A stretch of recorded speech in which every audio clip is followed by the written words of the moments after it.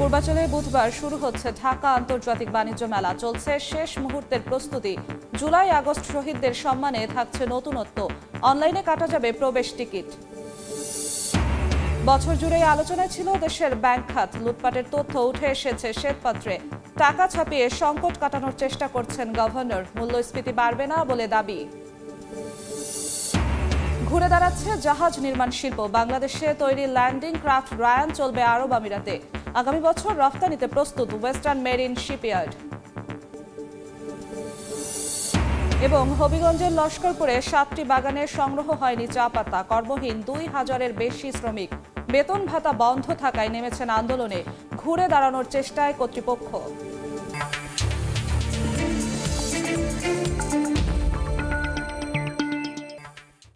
দেখছিলেন শিরোনাম। আমন্ত্রণ জানাচ্ছি দেশ ও দেশের বাইরের অর্থ বাণিজ্যের নানা খবর নিয়ে আমাদের নিয়মিত আয়োজন এ সময়ের বাণিজ্যে। আপনাদের সঙ্গে আছি আমি জিন্নাতারা যশোয়া। দর্শক, অর্থ বাণিজ্যের পাশাপাশি এখন আমরা আলোচনা করব 29তম ঢাকা আন্তর্জাতিক বাণিজ্য মেলা নিয়ে। আমাদের সঙ্গে ভার্চুয়ালি যুক্ত আছেন প্রাণ গ্রুপের ব্যবস্থাপনা পরিচালক ইলিয়াস মৃধা। ইলিয়াস মৃধা, আপনাকে স্বাগত এই সময়ের বাণিজ্যে। আপনাকে ধন্যবাদ আমাকে সংযুক্ত করার জন্য।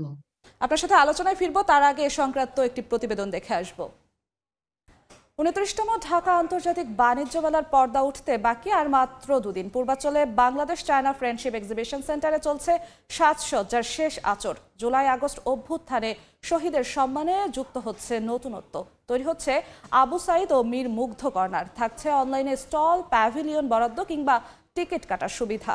তারুণ্যের চেতনাকে প্রাধান্য দিয়ে সাজানো এবারের আসর হবে আকর্ষণীয় ও জাঁকজমকপূর্ণ, এমন প্রত্যাশা আয়োজক সংস্থা ইপিবির। দেখুন আমার করা একটি প্রতিবেদন।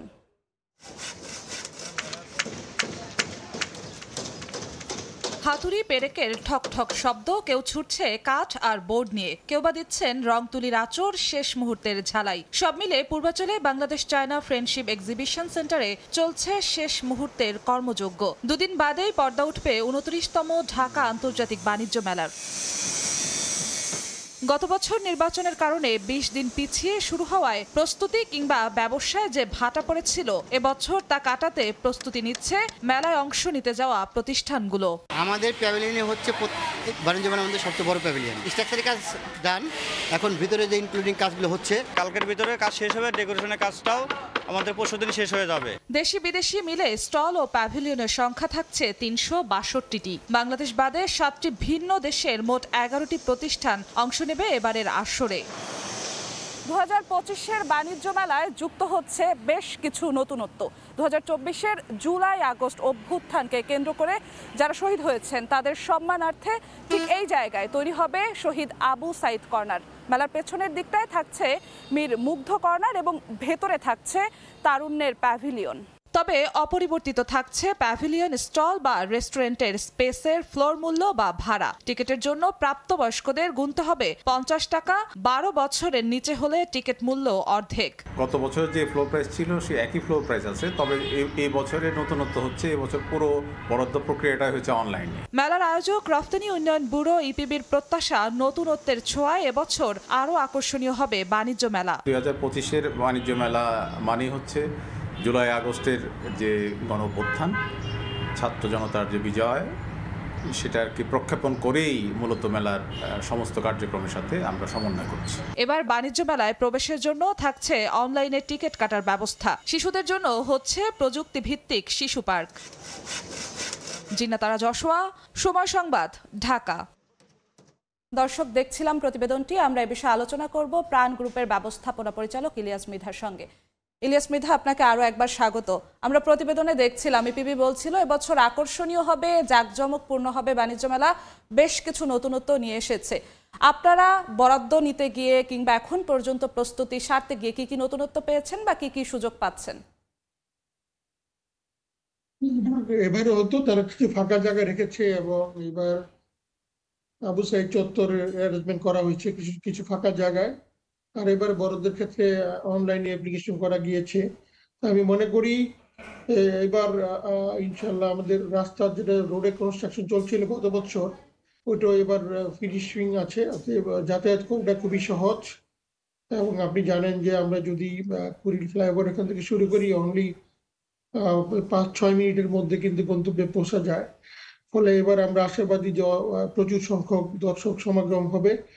আর এবার বাণিজ্য মেলাকে যেভাবে সাজানো হয়েছে আমি মনে করি এখানে আমরা আরো ভোক্তাদের কাছাকাছি যেতে পারবো। আমরা বিভিন্ন প্রোডাক্টের সমারোহ নিয়ে আসছি। এর পাশাপাশি ধরেন যদিও এটার উৎপত্তি স্থল হয়েছিল প্রথম রপ্তানি মেলা, পরে এটা বাণিজ্য মেলায় কনভার্ট হয়। তারপরও এখন রপ্তানি মেলার জন্য কিছুটা হলো মানে বিদেশি ক্রেতারা আসে, বা দুটা এক্সপোর্ট অর্ডারের জন্য আলাদা ফোরামে আমরা বিভিন্ন মেলাতে অংশগ্রহণ করি। বাট বাণিজ্য মেলাটা আমাদের দেশীয় প্রোডাক্ট, দেশীয় দর্শক এবং দেশীয় ভোক্তার কাছে উঠে ধরার জন্য এটা হচ্ছে একটা স্ট্রং ফোরাম।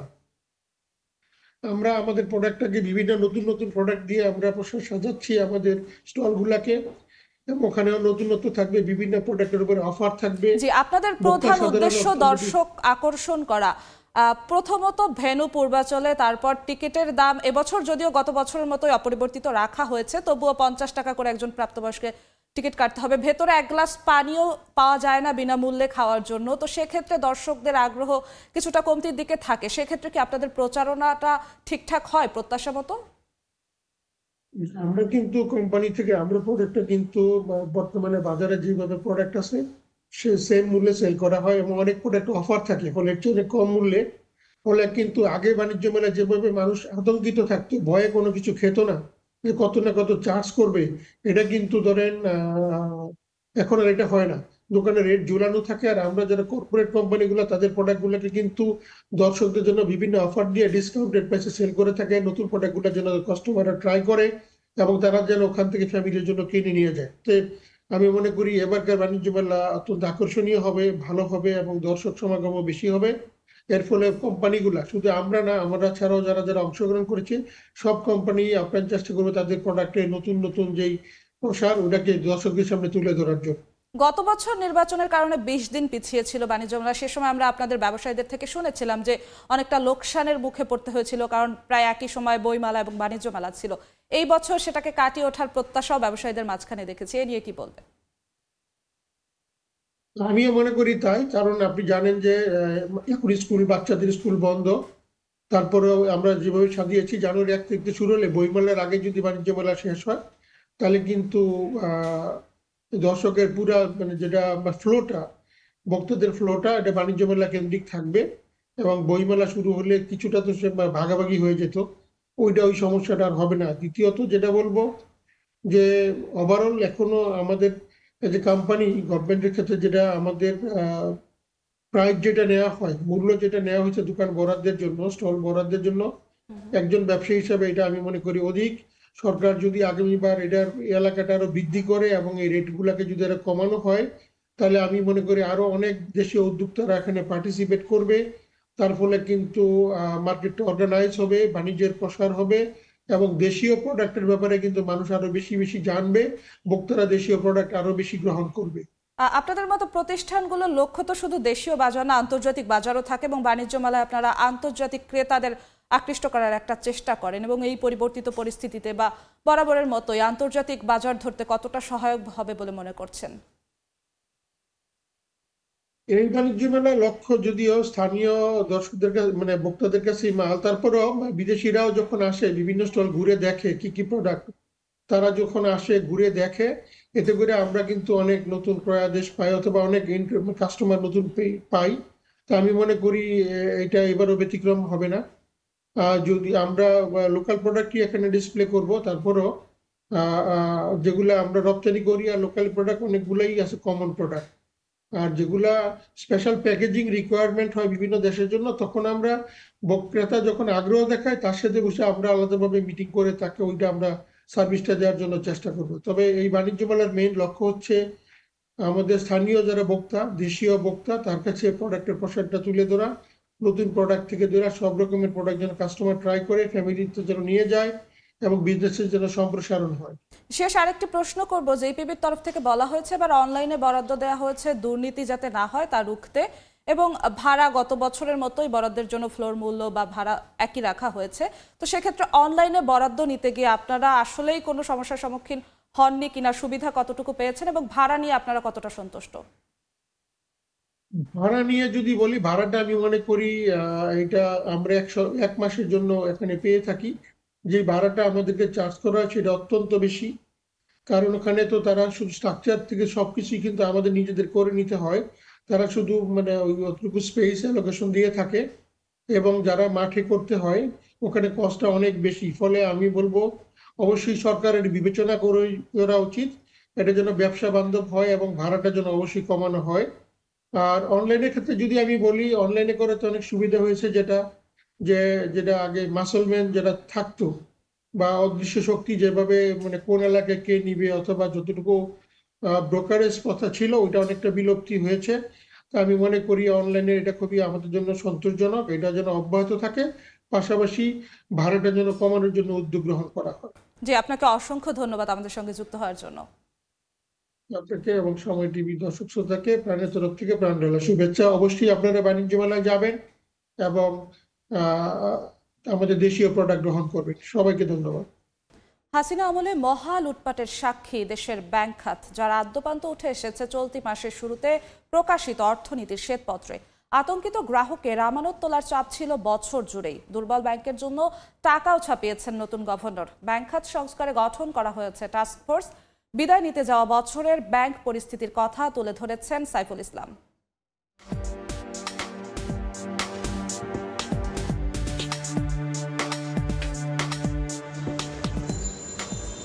12 ব্যাংকের অবস্থা খুবই খারাপ। 9টিতে জ্বলছে লালবাতি, 3টির অবস্থান ইয়েলো জোনে। ভালো আছে 16 ব্যাংক।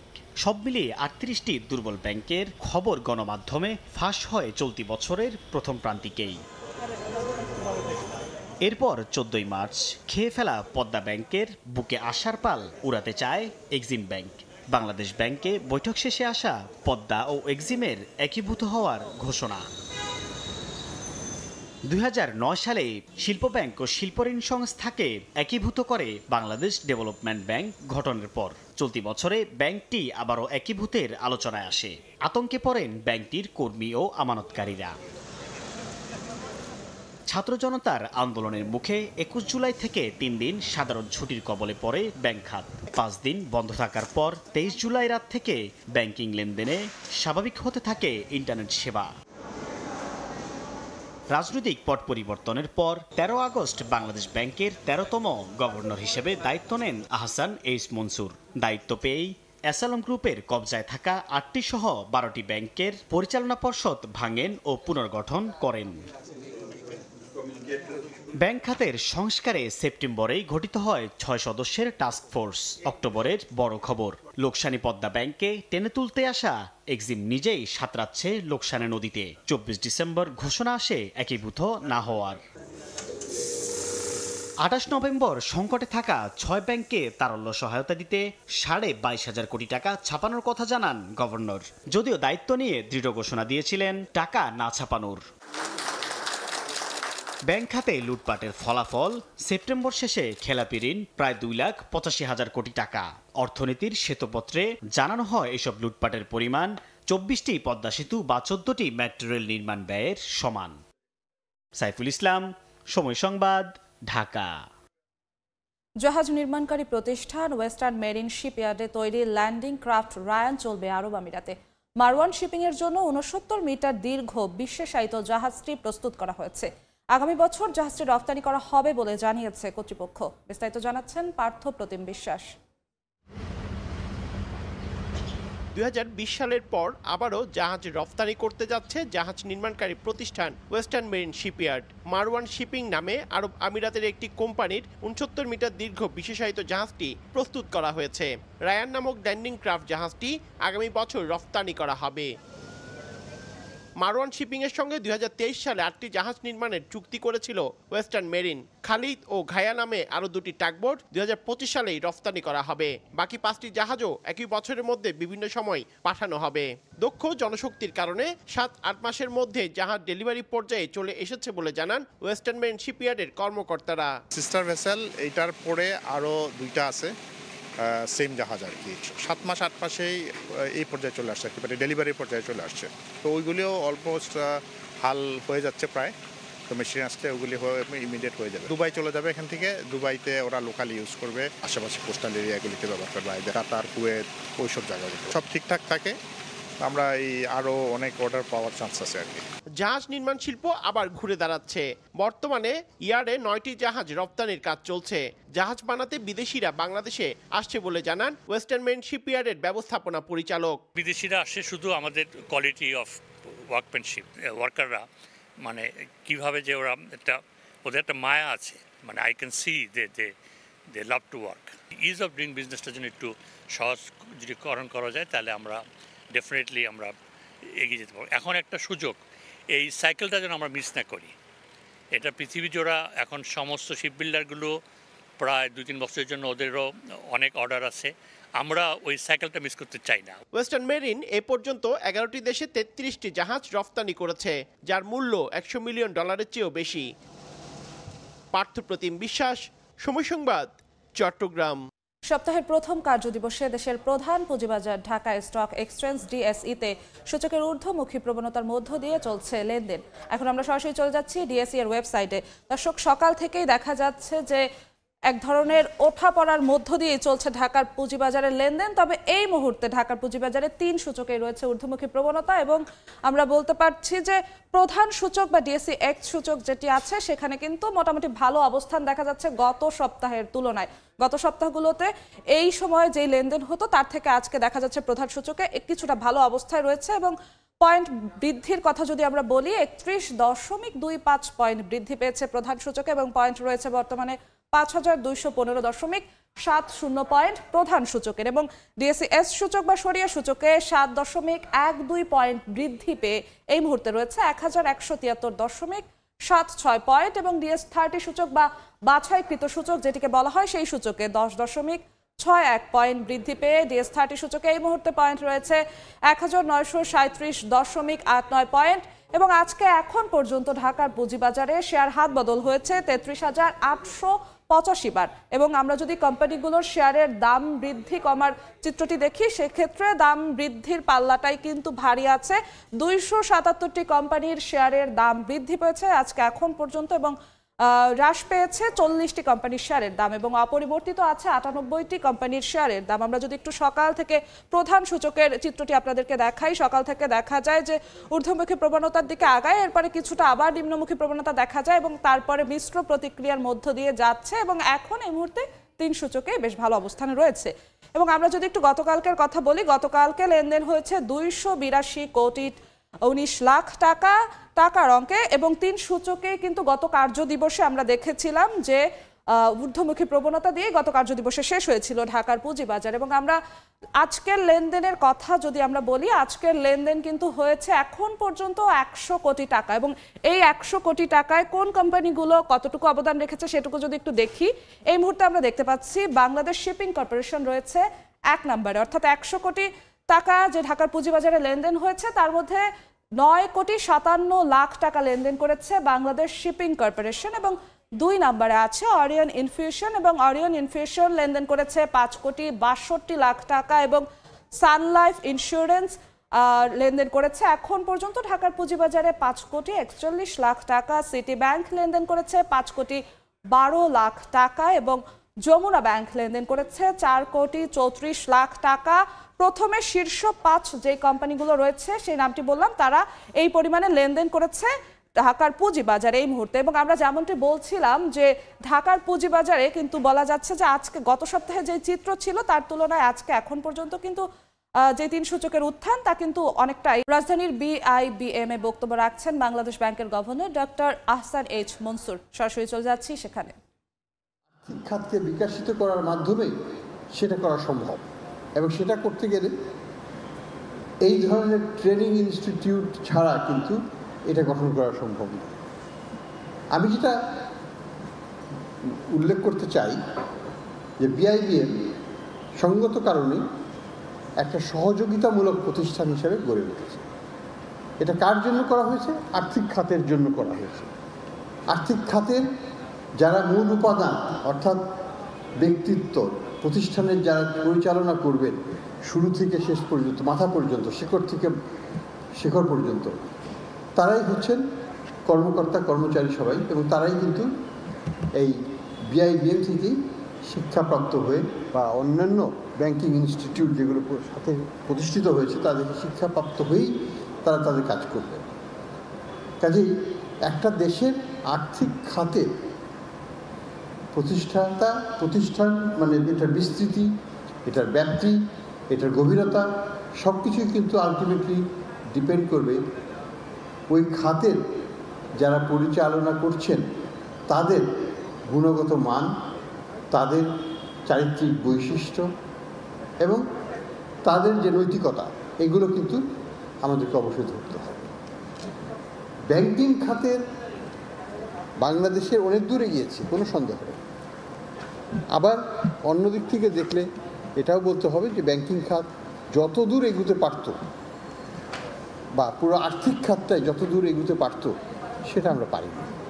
আমাদের অনেক অর্জন সত্ত্বেও অনেক ব্যর্থতাও আছে। তো যাই হোক, এটার মূলে কোনো একক গোষ্ঠী বা একক ব্যক্তিত্ব নয়, এটার মূলে আমরা সবাই হয়তো ভিন্নভাবে কাজ করতে পারতাম, সবাই হয়তো আমাদের নিজ নিজ জায়গা থেকে নিষ্ঠার সাথে কাজ করতে পারতাম। হয়তো ব্যত্যয় ঘটেছে, হয়তো হয় নাই, সেই আত্মবিশ্লেষণ আমাদের করতে হবে। আমি যেটা বলবো যে দুটো জিনিস, এই প্রতিষ্ঠানটা হচ্ছে এটা 3টা স্টেক হোল্ডার। সরাসরি যুক্ত ছিলাম মিরপুরে বিআইবিএম এর গোল্ডেন জুবিলি অনুষ্ঠানে। বক্তব্য রাখছেন বাংলাদেশ ব্যাংকের governor doctor Ahsan H Mansur. নওগাঁর পাইকারি মোকামে সব ধরনের চাল কেজিতে 3 থেকে 4 টাকা বেড়েছে। ভরা মৌসুমে ধান চালের দাম বাড়ায় বিপাকে পড়েছেন ক্রেতা। বিস্তারিত জানাতে নওগাঁর হাপানিয়া মিলে আছেন রিপোর্টার এম.আর. রকি। সরাসরি চলে যাচ্ছি তার কাছে। রকি, ডিসেম্বরের দ্বিতীয় সপ্তাহ পর্যন্ত কিন্তু চালের যে দর তা কিছুটা স্থিতিশীল ছিল, তবে চলতি সপ্তাহে এসে চালের দর কিন্তু আরেক দফা লাফিয়ে বেড়েছে। চলতি সপ্তাহে আমরা দেখছিলাম সব ধরনের চালের দর বস্তা প্রতি 180 থেকে প্রকারভেদে 200 টাকা পর্যন্ত বাড়ানো হয়েছে এবং এই বাড়তি দরের যে উত্তাপ তা কিন্তু খুচরা এবং পাইকারি বাজার উভয় ক্ষেত্রেই এই বাজার আমরা দেখছিলাম। এবং এবার কিন্তু আসলে একটা ভর মৌসুম, এই সময়টাতে ধান কেটে তোলা একেবারে শেষ হয়েছে এবং হাটগুলোতে কিন্তু পর্যাপ্ত ধানের যোগান আসছে। তারপরও এরকম লাফিয়ে দর বৃদ্ধি, এই বৃদ্ধির পেছনে ব্যবসায়ীদের যে যুক্তিগুলো তারা দেখানোর চেষ্টা করছে, তারা বলছে যে হাটে যে পরিমাণ ধান আসছে সেই তুলনায় কিন্তু চাহিদাটা বেশি থাকায় ধানের এবার কিন্তু বাড়তি দর, তারা বাড়তি দরে সংগ্রহ করছেন এবং বাড়তি দরেরই উত্তাপ কিন্তু এসে চালে তারা ফেলছেন। এবং বস্তা প্রতি আমরা দেখছিলাম চলতি সপ্তাহে স্বর্ণা 5 যেটা মোটা চাল, এই চাল কিন্তু প্রতি বস্তায় এখানে দাম বাড়ানো হয়েছে 200 টাকা। আজকের বাজার আমরা 2950 টাকা 50 কেজির একটি বস্তা এখানে কেনাবেচা চলছে, যেটা বিগত দিনে সর্বোচ্চ 2600 থেকে 2650 টাকা ছিল। অন্যান্য কাটারি, নাজির, জিরা এই জাতীয় সব ধরনের চালেই কিন্তু বস্তায় এরকম একটি 200 থেকে 220 টাকা পর্যন্ত বাড়তি দর এখানে ফেলা হয়েছে। এবং স্বাভাবিকভাবে মোটা যে চালগুলো বাজারে যেটা কেনা বেচা হচ্ছিল 58 থেকে 60 টাকা, সেটা কিন্তু এখন 62 টাকার উপরে। অন্যদিকে কাটারি, জিরা, নাজির যেটা সরু জাতের চাল, এই চালগুলো এই মুহূর্তে কেনা বেচা হচ্ছে 68 থেকে 70 টাকা। প্রকারভেদে 3 টাকা থেকে 4 টাকা পর্যন্ত এই চালের বাজারে কিন্তু একটা প্রভাব পড়েছে।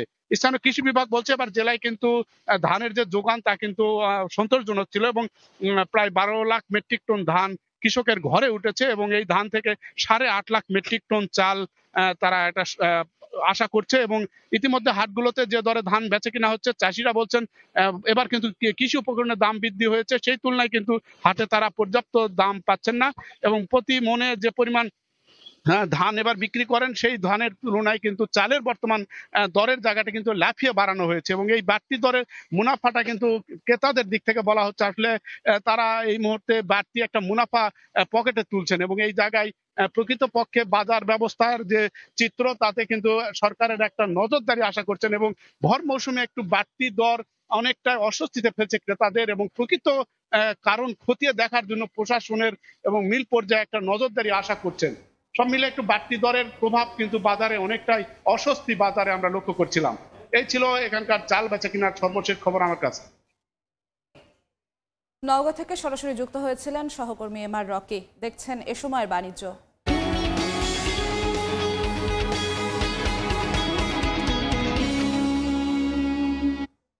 হবিগঞ্জের লস্করপুর ভ্যালির 4টি সহ 7টি বাগানে গেল মৌসুমের চা পাতা সংগ্রহ হয়নি। কার্যক্রম বন্ধ থাকায় কর্মহীন 2000-এর বেশি শ্রমিক। দীর্ঘদিন বেতন ভাতা বন্ধ থাকায় আন্দোলনে নেমেছেন তারা। তবে ঘুরে দাঁড়ানোর চেষ্টা চলছে বলে জানিয়েছেন বাগান সংশ্লিষ্ট কর্মকর্তারা। রাশেদ আহমদ খানের পাঠানো তথ্য ও শাওন গোপের ছবি নিয়ে রিপোর্ট। শুকিয়ে গেছে চা গাছের পাতা, আবার অনেক বাগানে গাছ বড় হয়ে গেছে স্বাভাবিকের চেয়ে অনেক বেশি। বাগানের পাশাপাশি বন্ধ রয়েছে সংশ্লিষ্ট অফিসও। আওয়ামী লীগ সরকার পতনের পর এনটিসির চেয়ারম্যান সহ 7 পরিচালক একসঙ্গে দায়িত্ব থেকে সরে যান। ফলে অর্থ সংকটে পড়ে সরকারি মালিকানাধীন ন্যাশনাল টি কোম্পানি। এ কারণে হবিগঞ্জের লস্করপুর ভ্যালির মূল 4টি বাগান সহ 7টি চা বাগানে গেল মৌসুমে চা পাতা সংগ্রহ করা হয়। 4 ফুট করে লম্বা হয়ে গেছে, এই পাতা দিয়ে তো আর চা পাতা হবে না। গুরুত্বপূর্ণভাবে বিষয়গুলো না দেখার কারণে আজকে আমাদের এই অবস্থা হয়েছে। বাগানগুলো অনেক খারাপ হয়ে গেছে। 3-3.5 মাস থেকে তলব পাচ্ছে না, উচিত কাম করলেও তলব পাচ্ছে না। নার্সারিতে যে চা গাছগুলো আছে এইগুলাও একবারে অতিরিক্ত শুকিয়ে যাচ্ছে এই বাগান বন্ধ থাকার কারণে। দীর্ঘদিন বাগান বন্ধ থাকায় ক্ষতি হয়েছে, তবে ঘুরে দাঁড়ানোর চেষ্টা চলছে বলে জানান সংশ্লিষ্ট কর্মকর্তা। 1.5-2 মাস থেকে আমাদের বাগান বন্ধ ছিল, এখন আমরা পেমেন্টও অতি শীঘ্রই আমরা পেমেন্টও দিয়ে দেবো, সবকিছু স্বাভাবিক হয়ে যাবে বাগান আগের মতো ইনশাল্লাহ। হবিগঞ্জের চণ্ডীছড়া ও পারকুল এবং মাধবপুরের তেলিয়াপাড়া ও জগদীশপুর বাগানে 2000-এর বেশি শ্রমিক কাজ করেন। সময় সংবাদ, হবিগঞ্জ। দেখছেন এ সময়ের বাণিজ্য। নেত্রকোনা পৌর এলাকার তীব্র গ্যাস সংকট। বাসাবাড়িতে গ্যাস থেকে না দীর্ঘ সময় চুলা জ্বললেও গ্যাসের চাপ না থাকায় রান্না করাই কঠিন। বাধ্য হয়ে অনেকেই রেস্টুরেন্ট থেকে কিনে খাচ্ছেন খাবার। তবে সরবরাহ কম থাকার অজুহাত তিতাস কর্তৃপক্ষের। আলপনা বেগমের পাঠানো তথ্য, আবু সুফিয়ানের ছবি নিয়ে রিপোর্ট। সুইচ চালু করলেও গ্যাস না থাকায় জ্বলছে না চুলা। দীর্ঘ সময় অপেক্ষা করার পর সামান্য গ্যাস আসলেও তা দিয়ে রান্না করতে সময় লাগছে অনেকক্ষণ। নেত্রকোনা পৌরসভায় তিতাসের আবাসিক সংযোগে মিলছে না কাঙ্ক্ষিত গ্যাস। সরবরাহ কমে যাওয়ায় খাবার রান্না নিয়ে বিপাকে পড়েছেন পৌরবাসী। তারা জানান, দীর্ঘদিন ধরে এ সমস্যা হলেও এখনো সমাধানের কোনো উদ্যোগ নেয়নি কর্তৃপক্ষ। রেস্টুরেন্ট থেকে কেনা খাবারের কারণে নেতিবাচক প্রভাব পড়ছে শিশুদের স্বাস্থ্যে। অনেকে আবার বাধ্য হয়ে সিলিন্ডার গ্যাস কিনে ব্যবহার করছেন।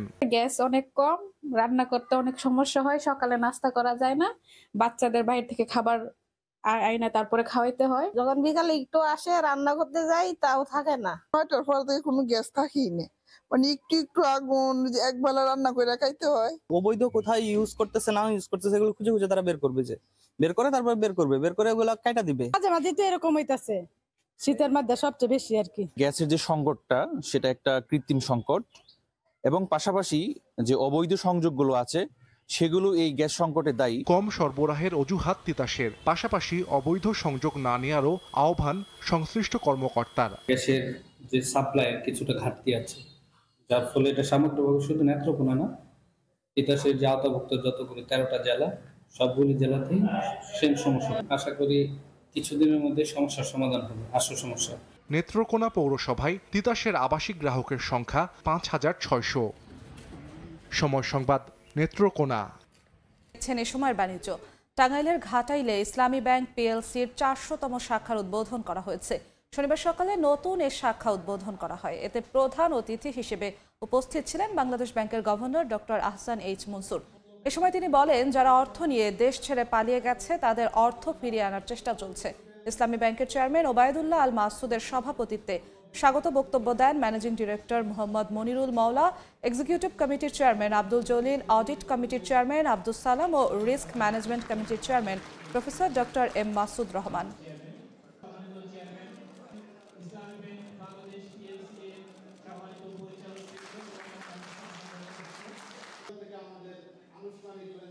রেফ্রিজারেটর, এয়ার কন্ডিশনার ও টেলিভিশনে দেশ সেরা ব্র্যান্ডের খেতাব অর্জন করল বাংলাদেশের অন্যতম শীর্ষ প্রযুক্তিপণ্য উৎপাদন ও রফতানিকারী প্রতিষ্ঠান ওয়ালটন। বৃহস্পতিবার রাতে রাজধানীর হোটেল ইন্টারকন্টিনেন্টালে অনুষ্ঠিত এক জাঁকজমকপূর্ণ অনুষ্ঠানে ওয়ালটনকে বেস্ট ব্র্যান্ড অ্যাওয়ার্ড 2024 পুরস্কার দেওয়া হয়। বাংলাদেশ ব্র্যান্ড ফোরাম আয়োজিত বেস্ট ব্র্যান্ড অ্যাওয়ার্ডের 16তম আসরে পুরস্কার জিতেছে ওয়ালটন। এ সময় উপস্থিত ছিলেন ওয়ালটন ডিস্ট্রিবিউটর নেটওয়ার্কের head of sales Mohammad Firoz Alam এবং chief marketing officer Ghalib bin Mohammad সহ অন্যান্যরা।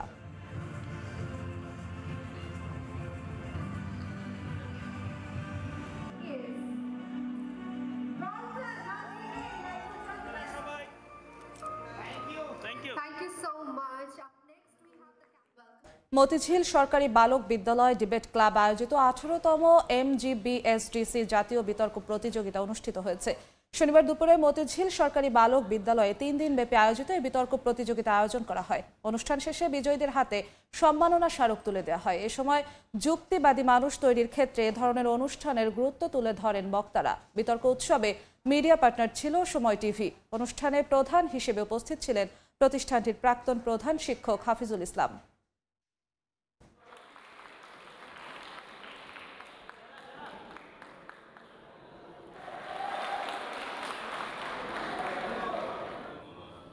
দেখছেন এই সময়ের বাণিজ্য। 31 ডিসেম্বর শেষ হতে চলেছে রাশিয়া ও ইউক্রেনের মধ্যে চলমান 5 বছরের গ্যাস ট্রানজিট চুক্তি। এই চুক্তি নবায়ন না হওয়ার পেছনে ইউক্রেনকেই দোষছেন রুশ প্রেসিডেন্ট ভ্লাদিমির পুতিন। বৃহস্পতিবার তিনি গণমাধ্যমকে জানান, চলতি বছরের আর বাকি মাত্র 2 দিন। এমন পরিস্থিতিতে এই চুক্তি নবায়নের সম্ভাবনা নেই। এতে ইউক্রেনের মধ্য দিয়ে স্লোভাকিয়া, চেক প্রজাতন্ত্র এবং অস্ট্রিয়াতে গ্যাস সরবরাহ বন্ধ হওয়ার শঙ্কা দেখা দিয়েছে। অস্তিত্ব সংকটে সিলেট বিভাগের 4 জেলার 37টি নদ নদী দখলের কারণে অনেক নদীর গতিপথও পাল্টে গেছে। এর মধ্যে সুরমা, কুশিয়ারা সহ প্রায় 8টি নদীর 3600 মিটার জায়গা বেদখল হয়ে গেছে। এমনকি ময়লার ভাগাড়ে পরিণত হয়েছে বেশিরভাগ নদীর এলাকা। দিগেন সিংহ ও নৌশাদ আহমদ চৌধুরীর ছবিতে ইকরামুল কবিরের রিপোর্ট। সিলেট নগরীর ময়লা পানি 11টি ছড়ার মাধ্যমে সুরমা নদীতে গিয়ে মিশছে। একদিকে দুর্গন্ধযুক্ত ময়লা পানি, অন্যদিকে নগরীর আবর্জনায় ভরে গেছে নদী। এরই মধ্যেই চলছে সরকারি বেসরকারি বিভিন্ন হাসপাতালের কাপড় ধোয়ার কাজ। সিলেট নগরী যত হাসপাতাল আছে সব এখানে দেওয়া হয়। উসমানী মেডিকেল থেকে দৈরিয়া সদর হাসপাতাল পর্যন্ত সব মেডিকেলেরই। বাজারের ভিতরে সিটে কোনো ডাস্টবিন দিছে না, এর কারণে আপনারা গাঙ্গরসরা ফালানি লাগের বাধ্যতামূলক। অত বড় বাজার একটা সিটের কোনো ইয়ে নাই। পাকা, আধা পাকা ও টিন শেডের স্থাপনা তৈরি করে সুরমা, কুশিয়ারা, গোয়াইন, মাকুন্দা, ধলাই, মরা ধলাই, তৈমুরনগর, সূর্যখাল নদ নদীর প্রায় 3.5 কিলোমিটার দীর্ঘ নদী খেকোদের দখলে। এছাড়া বাসিয়া নদীর 2 কিলোমিটার আছে 286 জনের অবৈধ দখলে। 38 কিলোমিটার দীর্ঘ এই বাসিয়া নদী সিলেট সদর, দক্ষিণ সুরমা, বিশ্বনাথ এবং সুনামগঞ্জের জগন্নাথপুর বাসীর আর্থসামাজিক উন্নয়নে যুগান্তকারী পদক্ষেপ রাখার কথা থাকলেও অপরিচ্ছন্নতা এবং দখলের কারণে এই নদীর সুফল ভোগ করতে পারছেন না এলাকাবাসী। কৃষিকাজ, রবি শস্য চাষ থেকে কিন্তু মানুষ বঞ্চিত। একটি মাত্র কারণ হলো নদী ভরাট হওয়ার কারণে। নদী রক্ষা কমিশনের তথ্য মতে বিভাগে নদ নদী 168টি। অন্যদিকে পানি উন্নয়ন বোর্ড বলছে মাত্র 36টি। এসে খতিয়ানে মিলে 215টির হিসাব। দখলদারির কারণে অনেক নদী তার গতিপথ ও অস্তিত্ব হারিয়েছে। এগুলো নদ নদীর অবৈধ দখল মুক্ত করে খনন করার ক্ষেত্রে সমন্বিত উদ্যোগ গ্রহণ করতে যাচ্ছে পানি উন্নয়ন বোর্ড। নদীকে নদীর মতো করে থাকতে দিতে হবে, দখল দূষণ থেকে মুক্ত রাখতে হবে। নদীর পর্যাপ্ত পরিমাণে যেখানে খননের প্রয়োজন হবে সেভাবে করতে হবে, না হলে কিন্তু যে সংকটাপন্ন নদীকে আসলে এই অবস্থা থেকে উত্তরণ ঘটানো সম্ভব না। আমাদের পার্টের যে অংশগুলো, যে আমরা নদী ড্রেজিং করা বা খাল খনন করা বাজেট প্রাপ্তি সাপেক্ষে আমরা যখনই করি তখন দখল এবং দূষণমুক্ত করার ক্ষেত্রে প্রশাসন, পুলিশের সহায়তা নিয়ে আমরা করে থাকি। আর বাকি পুরো কাজটা কিন্তু সিলেটে যে বিভিন্ন নদীর দখল দূষণ আছে এগুলা বিভিন্ন দপ্তর মিলে আমরা সমন্বিতভাবে করার চেষ্টা করে যাচ্ছি। বাংলাদেশ অভ্যন্তরীণ নৌ পরিবহন কর্তৃপক্ষের তথ্য মতে সিলেট বিভাগের 18টি নদী খনন ও দখলমুক্ত করতে 1676 কোটি টাকা ব্যয়ে 5 বছর মেয়াদী প্রকল্প গ্রহণ করা হচ্ছে। ইকরামুল কবির, সময় সংবাদ, সিলেট। জমি অধিগ্রহণ জটিলতায় চলতি শুষ্ক মৌসুমেও মনু নদী শহর প্রতিরক্ষা বাঁধ সংস্কার কাজ শেষ হয়নি। প্রস্তুতি থাকলেও কাজ না করে অপেক্ষা করছে ঠিকাদারি প্রতিষ্ঠানও। এতে আগামী বর্ষায় বন্যার শঙ্কা শহরবাসীর। তবে শিগগিরই সংকট সমাধানের আশ্বাস পানি উন্নয়ন বোর্ডের। শাহ অলিদুর রহমানের পাঠানো তথ্য ও মোহাম্মদ ইয়ারুব আহমদের ছবি নিয়ে রিপোর্ট। ভরাট হয়ে গেছে মনু নদী, গভীরতা কমে অনেক স্থান উঁচু হয়ে গেছে, অথচ পাশেই ফেলা হয়েছে জিও ব্যাগ। মৌলভীবাজার সদর, রাজনগর ও কুলাউড়া উপজেলায় মনু নদীর তীর রক্ষা প্রকল্পের আওতায় ৩৫ একর জমি অধিগ্রহণের জন্য ২০২২ সালের জানুয়ারিতে জেলা প্রশাসনের কাছে আবেদন করে পানি উন্নয়ন বোর্ড, কিন্তু আমলাতান্ত্রিক জটিলতায় দীর্ঘদিনে জমি অধিগ্রহণ হয়নি। ভূমি মন্ত্রণালয় চলতি বছরের ২২ অক্টোবর জমি অধিগ্রহণের অনুমোদন দিলেও কাজের ধীরগতির অভিযোগ এলাকাবাসীর। এতে দুর্বল শহর প্রতিরক্ষা বাঁধের কারণে চলতি বছরের মতো আগামী বর্ষায় বন্যার আশঙ্কা করছেন শহরবাসী। প্রতি বর্ষার সময় আমরা খুব আতঙ্কের মধ্যে থাকি, খুব সমস্যার মধ্যে থাকি। সব দোকানদার হল আমরা মাল চামান আটাইয়া খুব একটা আতঙ্কের মধ্যে থাকি। এবার যে নদীর পানির উচ্চতা ছিল, সেই পানির উচ্চতার কারণে আমরা শহরবাসী নির্ঘুম রাত কাটিয়েছি। প্রতি বছর বন্যায় মারে, কোনো হাত চলেন না। 2 বছর ধরে আমরা বন্যায় মারে। দীর্ঘদিন ধরে খালি শুনিয়া আইতেছি যে বান হইতেছে, কিন্তু বান হইতেছে না। আমরা অনেক কষ্ট করতেছি নদীর ভাঙ্গন লইয়া। বর্ষা হয় তখন আমরা খুব আতঙ্কে থাকি।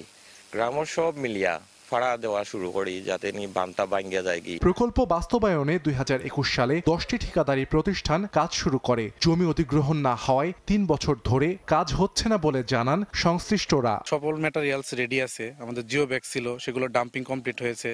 আমাদের ব্লক যে পরিমাণ ছিল আমরা ব্লক তৈরি করে ফেলছি। জমি পাচ্ছি না, সেজন্য আমরা ব্লক প্লেসিং এ যেতে পারতেছি না। মনু নদীতে যত ঠিকাদার প্রতিষ্ঠান আছে সবাই ক্ষতিগ্রস্ত হচ্ছে, বারবার টাইম এক্সটেনশন হচ্ছে। আমরা কিছুদিন আগে টাইম এক্সটেনশন হয়েছে, সেটারও মেয়াদ চলে যাচ্ছে। তবে শীঘ্রই সংকট সমাধানের আশ্বাস পানি উন্নয়ন বোর্ডের। খুব গুরুত্ব সহকারে যাতে অধিগ্রহণ প্রক্রিয়াটি শেষ হয়, এর থেকে পানি সম্পদ থেকে একটি পত্র দেওয়া হয়েছে জেলা প্রশাসক বরাবর এবং আমাদেরকে। আশা করতেছি প্রকল্পটি যেহেতু 2026-এর জুনে সমাপ্ত হবে, এর ভিতরে এই প্রক্রিয়াটি অতি দ্রুত সকলের সহযোগিতা সম্পন্ন হবে। পানি উন্নয়ন বোর্ডের তথ্য মতে মনু নদীর তীর রক্ষা প্রকল্পের ব্যয় ধরা হয়েছে 996 কোটি টাকা।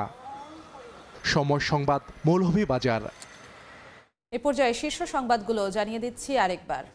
পূর্বাঞ্চলে বুধবার শুরু হচ্ছে ঢাকা আন্তর্জাতিক বাণিজ্য মেলা। চলছে শেষ মুহূর্তের প্রস্তুতি। জুলাই আগস্ট শহীদদের সম্মানে থাকছে নতুনত্ব। অনলাইনে কাটা যাবে প্রবেশ টিকিট। এবং বছর জুড়েই আলোচনায় ছিল দেশের ব্যাংক খাত। লুটপাটের তথ্য উঠে এসেছে শ্বেতপত্রে। টাকা ছাপিয়ে সংকট কাটানোর চেষ্টা করছেন গভর্নর। মূল্যস্ফীতি বাড়বে না বলে দাবি।